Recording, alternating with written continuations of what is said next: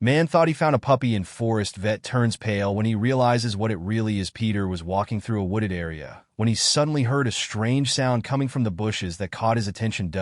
He decided to take a look and to his surprise saw a strange creature. When he looked closer, he thought it was a puppy, but he wasn't sure. He decided to take him to the vet. Upon arrival, the vet immediately said, "Where did you get that from? If you're not supposed to see that at all." Peter and his wife Bianca were completely caught off guard by the vet's reaction. They had expected that he might have been surprised by the appearance of but this outburst felt way out of line. But the vet had a very good reason. Unlike Peter and Bianca and anybody they had spoken to so far, the vet actually knew what animal they were dealing with. It was most definitely not a puppy, and not something Peter should have ever gotten his hands on. When the vet finally told the couple the truth, they could not believe how stupid they had been.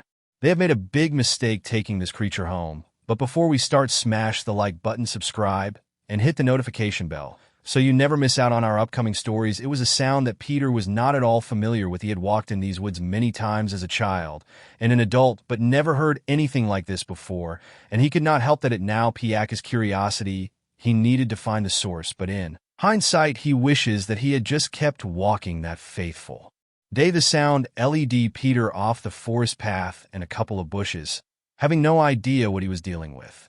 Peter knew he had to act carefully, but when he did push some of the bushes aside and found the creature producing this strange sound, he was quickly at ease. This animal looked anything but dangerous, but the more he looked at it, the less he could make sense of what it actually was. It was clearly a young animal, but Peter was not sure what kind exactly. The only thing he could do was speculate that it looked most like a strange puppy, but he would turn out to be very wrong with this assessment. Despite him not knowing what animal this was, he did understand why it was making this sound. Now, this puppy was much too young and would survive here without his mother.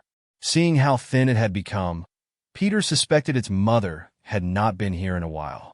Seeing the state this poor animal was in, the decision was not hard to make.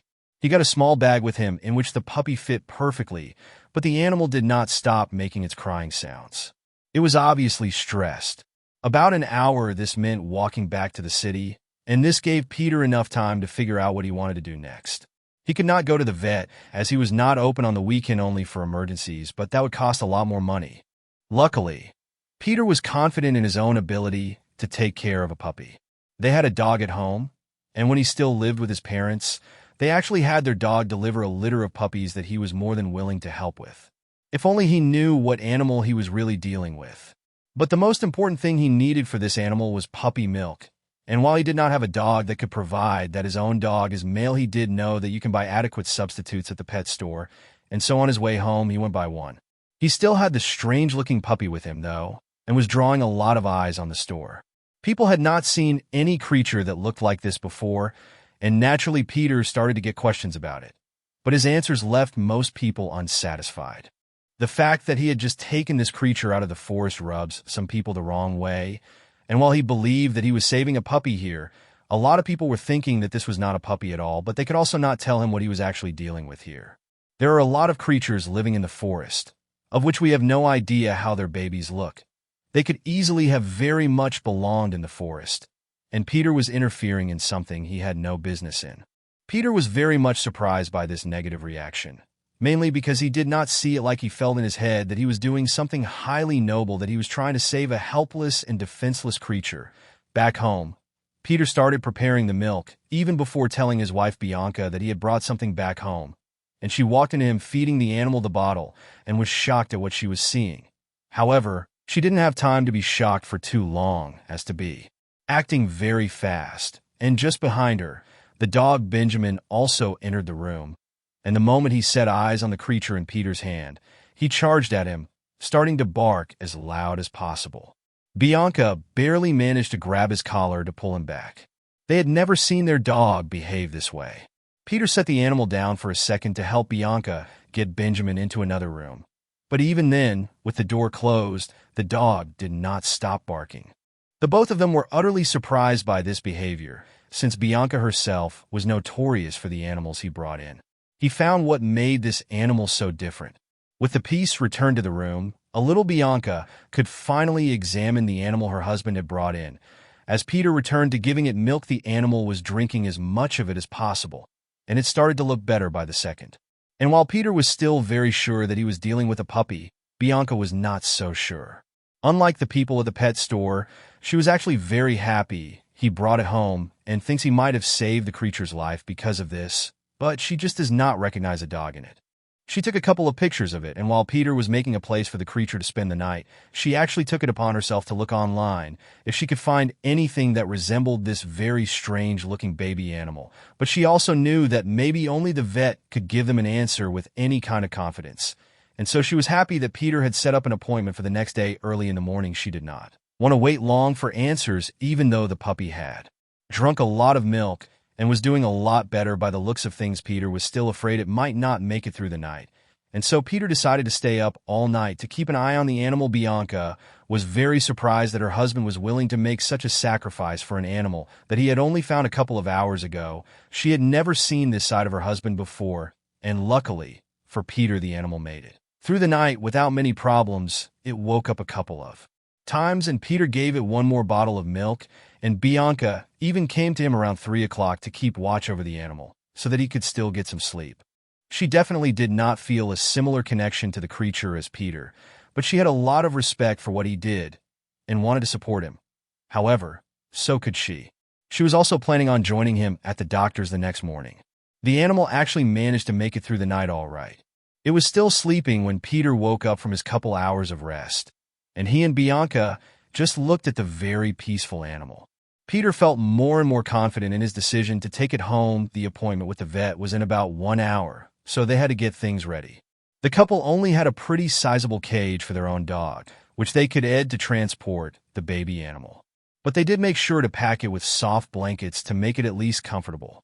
The moment the cage door shut behind it, the creature woke and started to try and find a way out of its enclosure. And when it found out its attempts were in vain, it just started to make a lot of noise.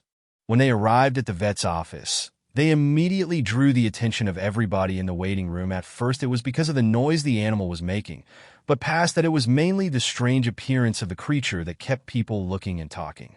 Many were not shy in asking Peter and Bianca about what animal this was, how they had acquired it, and the couple were more than happy to answer all these questions, as they felt like there was no reason to be secretive about it or something. After their answers, the people here could not help themselves from starting to speculate on what this animal could be. Some people still thought that it might be a puppy, and Peter was among those, but most did not see this as a possibility. It definitely kept the room interested in talking so much so that when the vet was ready to call in the next patient, he also took notice of the commotion and went over to see what was happening exactly, and he was stunned by what he saw screaming in the oversized cage. He announced to the room that some patients might have to wait a little bit longer because he needed to see this creature urgently. Peter and Bianca needed to come into his office right away, and not a lot of people protested it. If the vet saw an emergency, they had to respect that. The couple themselves were a bit surprised, of course. They liked the fact that they did not have to wait as long, but they were also concerned that the vet felt the need to see them even sooner than they had originally planned. Could there be something wrong with the animal they did not know about? But when they got into the office, they saw that the vet looked very nervous and impatient. He wanted them to place the cage on the table at once and open it up so that he could get a good look at the animal. He really gave it a good look and only did a couple of quick medical deli checks. Then the vet placed the animal into its cage again and told the couple he needed to do some tests with the animal in the other room since he didn't have the right equipment there. They were extremely impatient to await the return of the vet, as they really wanted to ask the man what kind of animal they were dealing with. The anticipation was killing, and it was starting to turn into impatience as the vet stayed away for a long time, and they had no indication of when they were set to return. Peter got so fed up with waiting that he even tried to go through the same door the vet had gone to ask him what was taking so long, but this door was not locked, and the only way in and out of the office right now was the normal entrance. When he opened the door, he was greeted by the sight of 2 police officers who were waiting there. Peter was taken aback by this, but even more when he was told that he and Bianca needed to sit in the office for the time being. They needed to be patient as they were figuring this all out. After recovering from the shock, Peter demanded an explanation, but the officer did not feel the need to tell him anything other than it had something to do with the baby animal he and Bianca had brought in. Peter walked back into the office, feeling defeated as hell. All he wanted to do was help this poor animal, but now it was looking like that was a big mistake. But Peter knew that he had done nothing wrong, and he was willing to die on that hill, so they still did not know what they had done wrong or what was going on with this animal. When the police officers came into the office and asked the couple to come with them to the station to do some questioning, Peter and Bianca knew they had no other choice but to comply. Here, the ride to the police station was silent. Not even Peter and Bianca wanted to say a word to each other, afraid that they might reveal something to the police that could work against them. Peter expected that he and Bianca would be separated to be questioned. That's just what he had always seen in every movie. The police wanted to see if their stories matched up or something. But that wasn't the case, as the couple was put into a room and left to themselves for a little bit. Now they had the chance to talk among themselves about what the hell was going on here. They tried to figure out what possible reason the police had to arrest them in a situation such as this. It seemed the only way they would get any clarity was by learning the identity of the animal. Not much later, a police officer walked into the room. With a relatively relaxed look on his face, the officer introduced himself and told the couple that he wanted them to explain exactly what had happened. He was mainly curious as to how they had gotten the animal in their possession and what they had done with it in the time from when they obtained it to when they brought it to the vet, and Peter tried to be completely transparent about this. The story made sense to the officer, but he still had a hard time believing that Peter just happened to find this animal in the forest. That would be a very big coincidence that the officer did not see as likely. The more he talked to Peter and Bianca, the more it became clear to him that they had no good reason to have this animal in their possession for any other reason than just pure coincidence and wanting to help a defenseless animal. The only conclusion he could come to was that Peter was innocent. While Peter and Bianca were very glad to hear the verdict, they were also even more pissed that it was now evident that they had been arrested for nothing and didn't even really know what they were suspected of. They demanded answers right now. Luckily, this officer was willing to give them what they wanted. Most people were correct. They had not been dealing with a puppy in the first place. The strange-looking animal was actually a baby Barbaroussa. Peter and Bianca just looked at each other, confused. They had never before heard of this animal, but the officer assured them that this was not strange. He didn't know of its existence either until today. It wasn't native to this part of the world at all, but there were actually a couple present close by here, apparently. The zoo had a couple of Barbaroussas, and the one female they had been pregnant up to a couple of days ago. But there was a problem.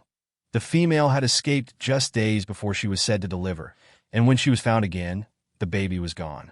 Bouses are so rare that the Zeus's speculated somebody had stolen the female to have the baby for him or herself.